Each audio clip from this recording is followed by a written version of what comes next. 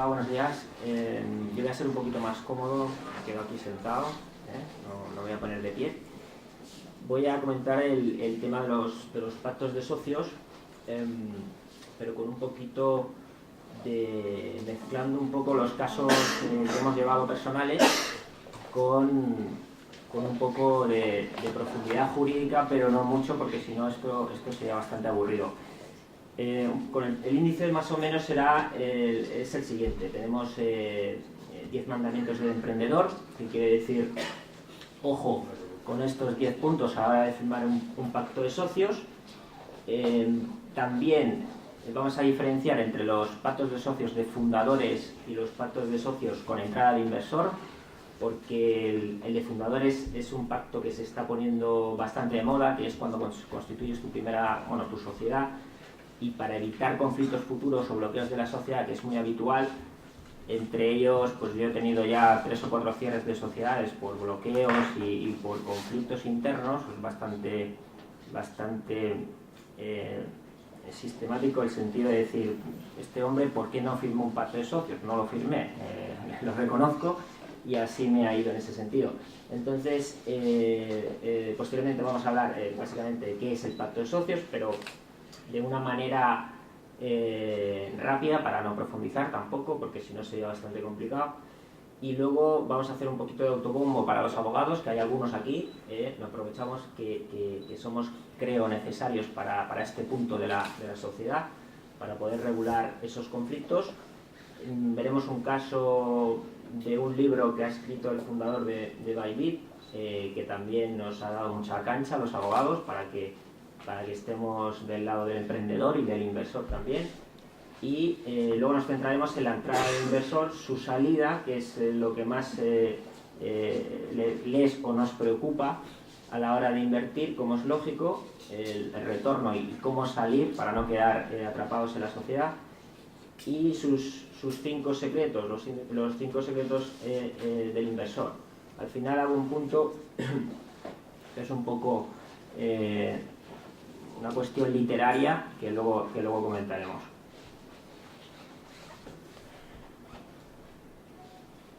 En cuanto a los 10 mandamientos del emprendedor, insisto, son 10 puntos que hay que tener muy en cuenta a la hora de firmar un pacto de socios, pero también tanto con entrada de inversor o como socios fundadores. Como socios fundadores vamos a explicar el primero, funciones de los socios.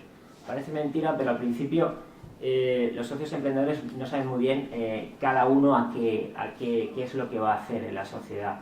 Entonces es fundamental que desde el principio digamos a qué se va a dedicar el socio en la sociedad, y bueno, luego está el tema de cuánto tiempo va a dedicar cada uno, porque muchas veces hay un socio fundador que le dedica el 100%, típico, y hay un amigo que le dedica el 50% del tiempo, e incluso así se reparten las participaciones al 50%, y eso no tendría mucho sentido. Posteriormente, aunque quede un poco mal al principio, hay que regular las retribuciones de los emprendedores, es decir, el sueldo que vamos a ganar. Eso sí, si entra un inversor, por supuesto que va a prácticamente imponer un salario al empresario en el pacto de socios, que luego hablaremos más o menos las cantidades que actualmente se están pactando, que son los salarios brutos que cobran los emprendedores. Y luego tenemos el tema de los incentivos. Normalmente no se suele impactar en pactos de socios fundadores, pero sí cuando hay entrada de inversor. El tercer punto, permanencia, exclusividad, no competencia. Esto es muy preocupante tanto para un pacto de socios de fundadores como para con entrada de inversor, porque claro, la permanencia para el inversor de lo que es los empleados clave o del emprendedor que consideran que es fundamental para el proyecto, pues tiene que de alguna manera blindar su permanencia vinculada a algún tipo de penalización en caso de incumplimiento. Posteriormente lo comentaremos. Luego tenemos materias reforzadas, básicamente es para el tema de entrada de inversor, que luego comentaremos. Limitaciones al administrador, para que el administrador no nos haga ninguna burrada durante la sociedad. Esto también sirve para los fundadores, porque muchas veces una sociedad, por un simple cambio de contraseñas de tu plataforma web, puede ser que uno de los emprendedores se haga con el control de la sociedad sin haber pactado antes algún tipo de penalización si este hombre me quita las contraseñas. Si me quita las contraseñas, esa sociedad puede quedar automáticamente bloqueada y tener problemas incluso de facturación y de cobro a clientes. Luego tenemos aportación de activos. Es muy típico en socios fundadores que algún emprendedor aporte una marca, un proyecto que ya está en funcionamiento, pero sin sociedad. Esto de alguna manera hay que regularlo por si al final no sale bien y tiene que recuperar esa idea o ese proyecto. Es importante que el socio que aporta eso se blinde también en su pacto de fundadores. Eso sí, luego entra un socio inversor, respetará lo que había anteriormente, como es lógico. Tema de propiedad intelectual e industrial, más bien pues para due diligence, cuando entra el socio inversor, de que todo esté en orden, así como tema de protección de datos y todo esto, que luego comentaremos. Luego tenemos la típica cláusula de Dracalón y Tacalón, que son muy conocidas ya por todos, pero es uno de los 5 secretos del inversor. Luego miraremos también qué está ocurriendo con esta cláusula últimamente con los típicos inversores en España, los que todos conocemos y que tenemos en mente. Están incluyendo esta cláusula de una manera muy agresiva. Luego veremos por qué, bueno, más bien por qué, no nos dicen por qué, pero sí el cómo lo están regulando, y hay que tener mucho ojo a la hora de firmarlo, porque simplemente por 100.000 euros únicamente o 150.000 euros están siendo muy agresivos con esta cláusula y puede ser un auténtico desastre para el emprendedor. Luego tenemos las cláusulas antibloqueo, que sirven para los socios fundadores en su primer pacto como para inversores. Luego miraremos el porqué. Los 5 secretos del inversor son los que vemos abajo. El derecho de liquidación preferente, que se ha puesto de moda últimamente. Luego lo comentamos, no sé por qué, pero ahora lo exige muchísimo. Tenemos la recompra de acciones del emprendedor. Puede ser peligroso, pero luego explicaremos el por qué no tanto. Dracalón también es un secreto de los inversores. La cláusula de antidilución, que hay ahora últimamente algún inversor que lo está exigiendo y no tendría por qué, porque si también estás en primeras rondas con 150.000 o 200.000 euros, exigir una cláusula que normalmente la exige un capital riesgo que ya invierte 1, 2, 3 o 4 millones de euros, pues el emprendedor ahí tiene capacidad de negociación. Y por último tenemos la opción de compra o venta, que es una salida que da mucho juego tanto para recomprar acciones, para superar situaciones de bloqueo y como una salida del inversor.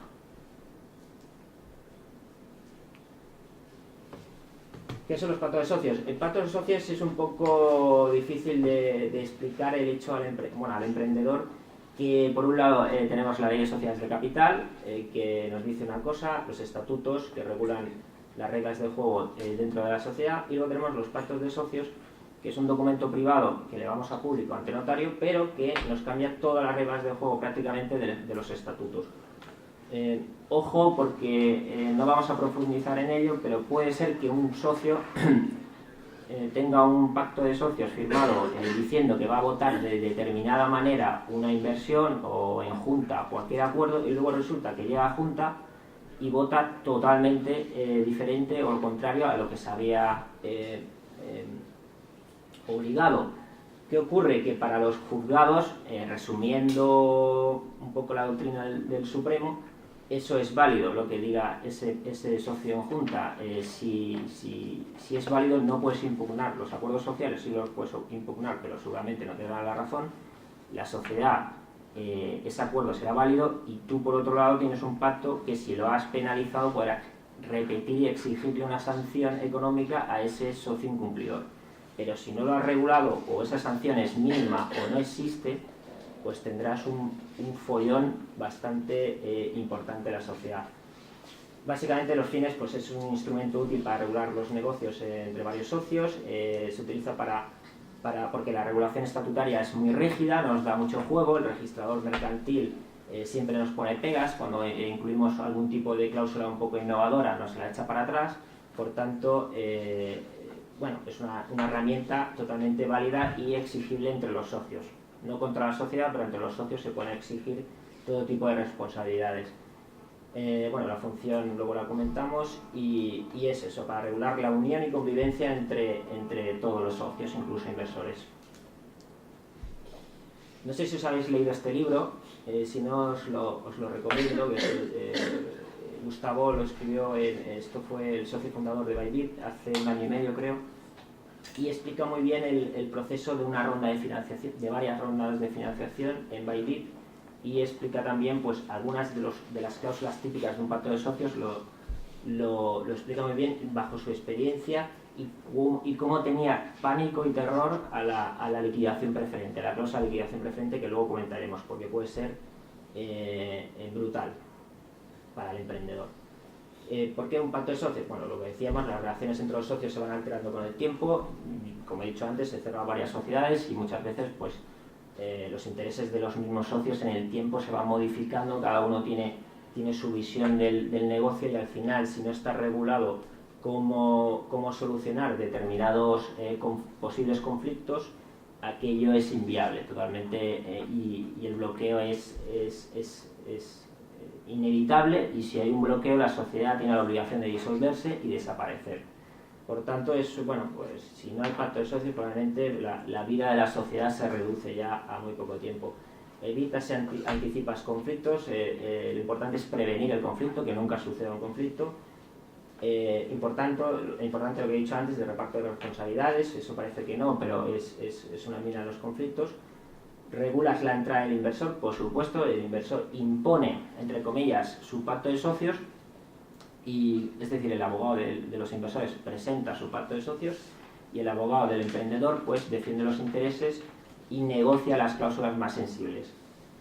El pon a un abogado en tu vida básicamente es por un tweet y un post en un blog que lanzó Carlos Blanco, el conocido business angel de aquí en España, y comentaba que es lo mismo que comenta también Gustavo en su libro, que insistiendo en que tienes que ir de la mano de un abogado, tanto en la primera fase entre socios fundadores como con los socios cuando tienes que pactar la entrada de un inversor. Hay una frase que dice en el libro Gustavo, que es: nunca se es lo suficientemente perfeccionista en temas legales, y en concreto el pacto de socios aún más. Hay un auge de los pactos de socios actualmente, y más en el tema de socios fundadores, para evitar problemas en el futuro, aunque no se tenga la intención de que entren inversores. Al final puede ser que sea un crecimiento orgánico o que no encaje al crecimiento tipo Business Angels o Venture Capital, pero se exige que haya un pacto de socios. Cuando pongo finalidad igual, los socios emprendedores cumplan objetivos, también es una frase del libro de Bybit, porque incluso ellos pactaron una cláusula un poco radical, entre comillas, en el primer pacto de socios fundadores, que era que si no cumples objetivos, tus objetivos como emprendedor, que se determinaban en el mismo pacto de socios, le podían comprar a nominal sus participaciones sociales, es decir, los socios cumplidores obligaban a vender al socio incumplidor sus participaciones a nominal. Por ejemplo, si el nominal era el capital social eran 3.000 euros, pues le compraban el 23% prácticamente por 1.000 euros. ¿Qué quiere decir? Que desde el principio se tomaron muy en serio lo que tenía que hacer cada uno, y si incumplía, al final ellos lo que se querían era rodear de talento y es desplazar al que no cumplía. Por tanto, ellos tenían su pacto como fundadores también.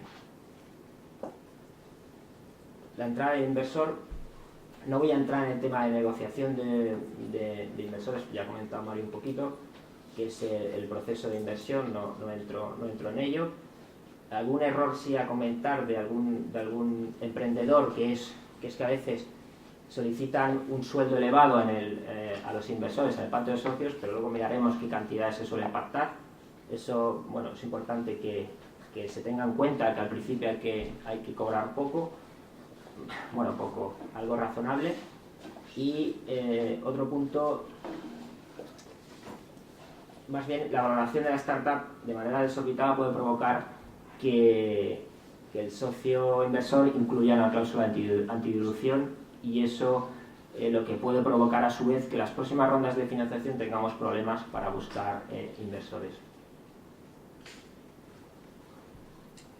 El tema de valoraciones, simplemente voy a hacer mención a un punto también que leí en un libro de Manzanera, que era básicamente la valoración. Cuando hablamos de valoración de la primera ronda de financiación, lo normal es que se diga lo típico, ¿no? Esto pues tiene una valoración pre-money de 600.000 euros, pero básicamente antes de decirle a las primeras negociaciones al inversor, oye, esto tiene una valoración pre-money de 600.000, para quedar un poquito bien y no valorar un poco, es difícil de valorar una empresa que no tiene histórico anterior.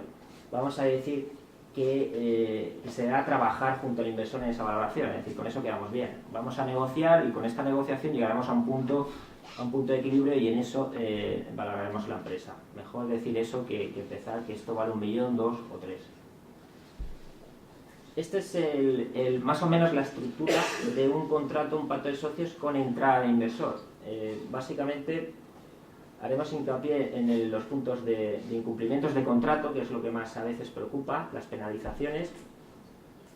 Para ellos también es muy importante, insisto, la permanencia, exclusividad y los contratos de trabajo, y el tema de las materias reforzadas y cómo se adoptan los acuerdos, el control del órgano de administración. Ellos quieren tener sus propios consejeros, si el órgano es de 5 consejeros, incluyen normalmente a 2 o algún observador también. El problema que tenemos en una startup en primera ronda es que es un paso importante en tener lo típico, administradores únicos o solidarios, pasar a consejo de administración. Cuando entra un socio inversor exige que haya un consejo de administración. Esto hace que la startup también sea un poquito más todo burocrático. Hay que estar encima cumplir con el derecho de información que exige el inversor. Es un derecho de información, en mi opinión, un poco desorbitado, piden mucha documentación cada trimestre. Creo que para una pequeña empresa es muchísimo, creo que se está gastando muchísimo dinero de la ronda en pagar abogados, gestores e incluso auditores, porque exigen un auditor. Por tanto, yo creo que ahí se exceden en el derecho de información, pero bueno, siguen en esa tesitura. Esos 10 pactos básicamente constituye la estructura del contrato. Tenemos el identificar los grupos de socios, lo que hablábamos antes, que puede haber 25 inversores, todos ellos personas físicas, y de alguna manera tenemos que sindicar el voto por grupos de inversores. Básicamente se hace por rondas de financiación, los que entraron en primera ronda, en segunda, en tercera, y entonces sindicamos el voto, es decir, ir todos de la mano para votar en la Junta o en el Consejo si tenemos algún consejero. Manifestaciones y declaraciones. Esto es muy importante en empresas con cierto recorrido, porque esto no deja de ser una due diligence que se hace a la hora de invertir, pero cuando inviertes en una startup que tiene 3 meses de vida, pues bueno, es muy sencilla, porque al final se miran cuatro datos y con eso tiramos con la inversión hacia adelante. Pero ojo con decir que estoy al día de protección de datos cuando no lo estoy, o lo estoy a medias, porque estoy manifestando en ese contrato y estoy declarando que sí, que estoy al día, que lo tengo al día, aunque no se haya comprobado del todo. Resulta que no era así, luego tengo una sanción de estas de 150.000 euros. ¿Qué ocurre? Que al final quien se ha obligado ha sido el socio, persona física en el contrato, y ese incumplimiento se considera grave, y al final el business angel, el inversor, si aquellos 150.000, 200.000 euros ha obligado o ha llevado a la empresa a una situación insostenible o de quiebra o de concurso de acreedores, exigirá los 200.000 euros a los socios emprendedores por una simple manifestación de decir que eso estaba al día cuando no era así. Por tanto, ya que entra dinero en esa primera ronda, vamos a utilizar un poquito de dinero de ese para asegurarnos del todo de que todo está al día. Porque a veces, en los comienzos pues es difícil tener esa cantidad de dinero. Tenemos también que identificar, respetamos, los inversores respetan en su pacto de socios todo lo anterior, Es decir, si hay algunos empleados clave que con unos salarios o con unos incentivos los respetamos y se incluyen en el nuevo pacto de socios, eso ya es algo positivo.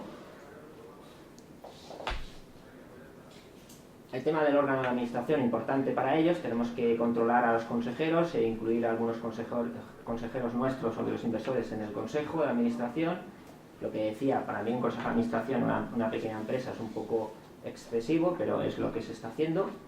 La mayorías reforzadas, bueno, ojo, porque los pactos de socios, cuando alguien deja entrar un socio inversor profesional, tiene que tener en cuenta que el control de la sociedad la tiene los socios emprendedores, pero la profesionalización es absoluta y entras en una dinámica de crecimiento muy rápido en 2, 3, 4 años, con el objetivo de que si no se consigue eso, probablemente se vaya a concurso de acreedores o sea muy difícil ya continuar la empresa. Entonces, cuando se toma la decisión de que entren inversores, hay que tener en cuenta que va a ser un trabajo de mucho estrés en muy poco tiempo, e incluso en algunos acuerdos importantes ya no tendremos el control, porque exigen la firma del inversor para cualquier modificación de estatutos, fusión, pago de dividendos, modificación del consejo, incluso para contratar a alguien, es decir, algún trabajador, también exigen la firma a veces del inversor.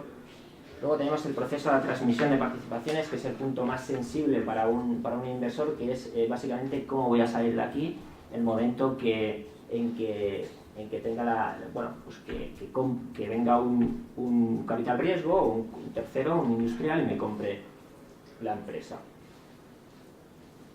Permanencia de los emprendedores.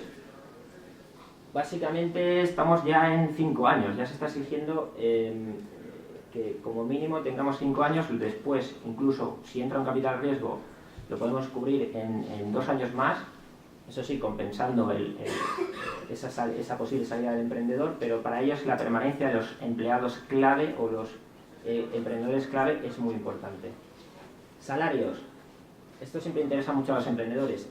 Lo que se está pactando el primer año son 25.000 brutos, realmente poquito. Año 2, 35.000, y año 3, 50.000, que ya tienen más, mejor pinta. ¿Qué ocurre si yo en mi pacto de socios fundadores ya el primer año tenía 50.000? Pues si quiero que entre un inversor que me inyecte 100.000 o 150.000 euros, pues me dirá, oiga, bájese el sueldo. El primer requisito para que yo inyecte dinero es que se baje el sueldo, punto. Exigir más que eso, sí, si ya tienes un recorrido y una facturación importante. Es decir, si hay startups que facturan al año cantidades interesantes y que sí que podrían exigir un poquito más de salario.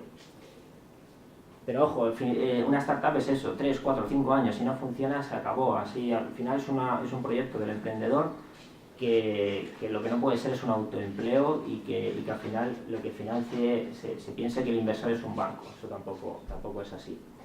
Incumplimientos contractuales. Hay de todo tipo. Podemos incumplir todo, es decir, desde lo que he dicho antes, ir a junta y impedir una venta a un capital riesgo.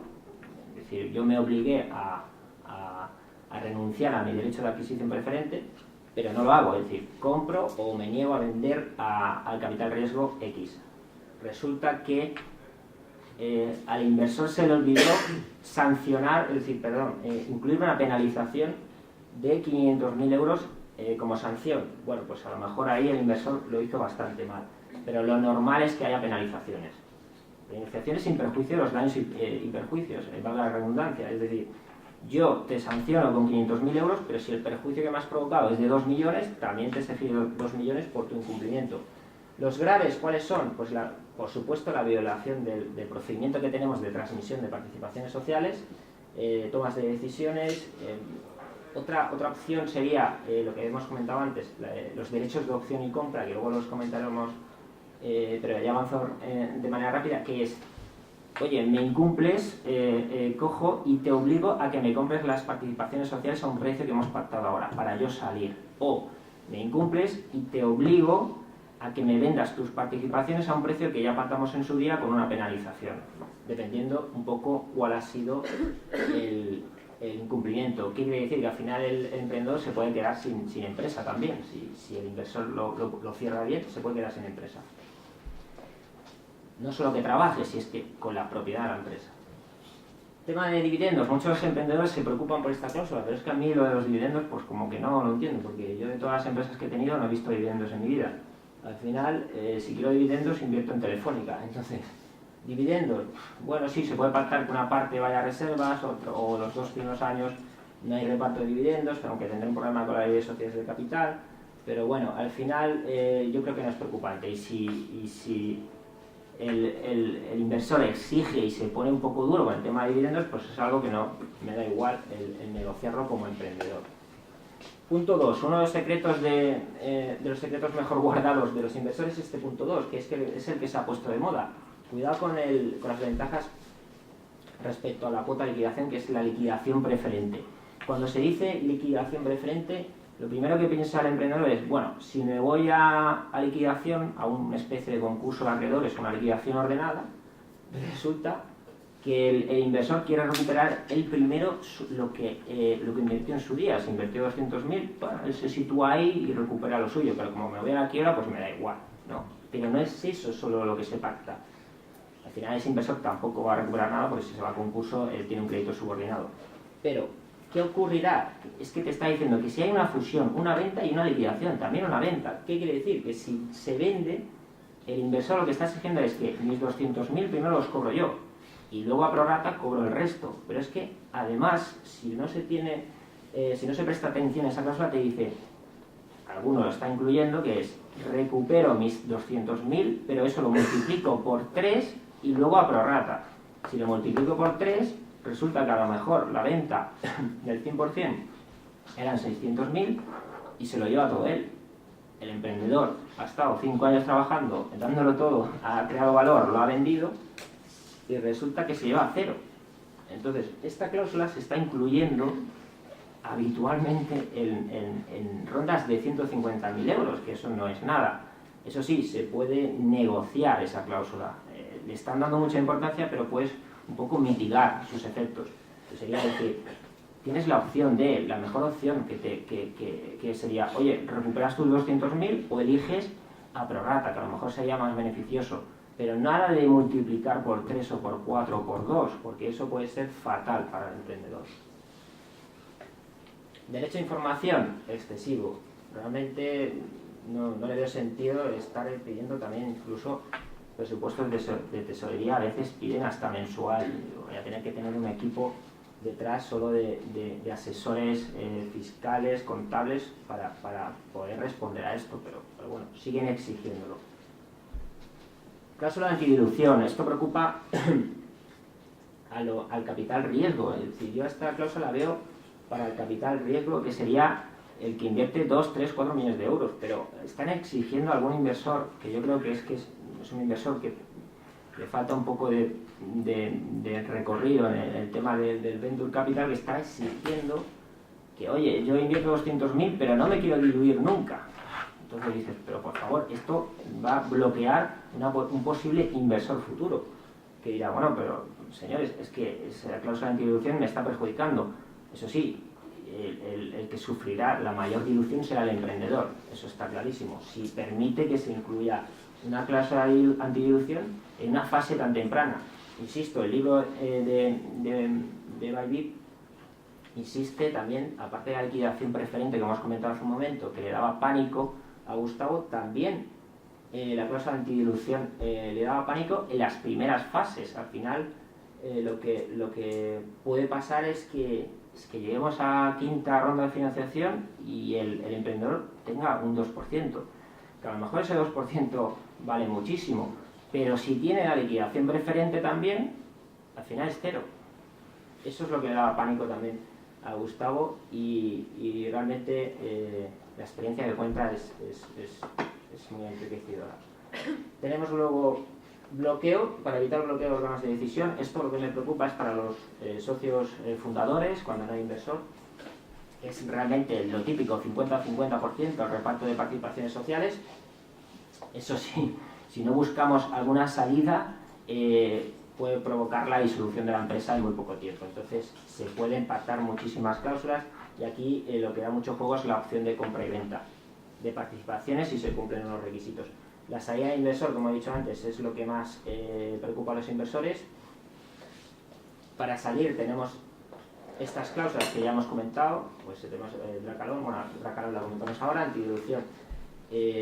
Básicamente es también pues cómo voy a salir de ahí, si va a ser con pérdidas o con una valoración que sea en su momento, y liquidación preferente. Plazo de salida de 5 años, no, ahora ya son 7 u 8, esto se está alargando, supongo que es por la crisis y porque hay menos dinero en el mercado. Para nosotros, bueno, para los inversores es una situación sensible el tema de la salida. Hay que darle mucha importancia a la cláusula de arrastre, que básicamente todos, es la que sabemos todos, que si el inversor encuentra un comprador interesado en adquirir las participaciones sociales, pues podemos arrastrarlos a los emprendedores o al resto de inversores a que nos acompañe y a vender. ¿Qué está ocurriendo con esta cláusula? Pues también los inversores de 150 a 200.000 euros están siendo muy agresivos. ¿Por qué?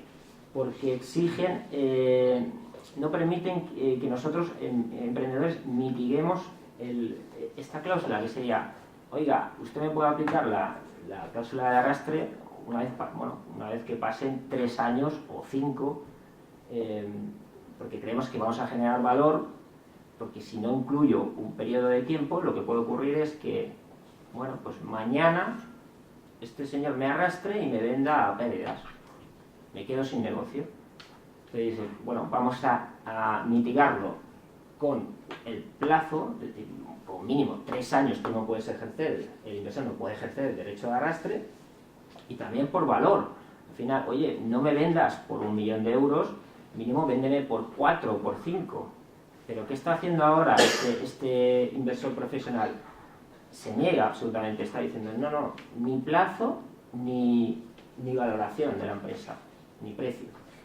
Por tanto, los emprendedores la están firmando, pero bajo la advertencia que pueden tener un problema gravísimo, que se pueden quedar sin negocio en cualquier momento. Si realmente ese fondo de capital riesgo tiene problemas de liquidez o tiene problemas sufre una reestructuración interna o algún problema interno, puede hacer que nos arrastre a nosotros y nos quedemos sin negocio.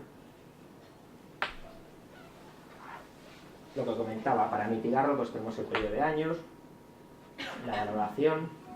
Por último tenemos el pacto de recompra, que es otro de los secretos del inversor, que este da un poco de miedo, que es sencillamente decir, en 5 años me vas a comprar las acciones y va a ser mi salida de la startup. Es decir, oiga, yo no sé si voy a encontrar un tercero a quien vender esto, pero tú me vas a comprar la empresa a un precio que vamos a pactar hoy.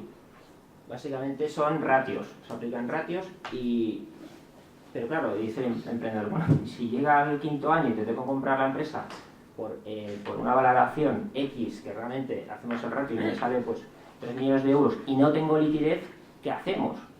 Entonces pues, podemos encontrarnos en que puede incumplir el contrato, otra vez se activan las sanciones, las indemnizaciones, daños y perjuicios y acabamos en el juzgado y con problemas graves.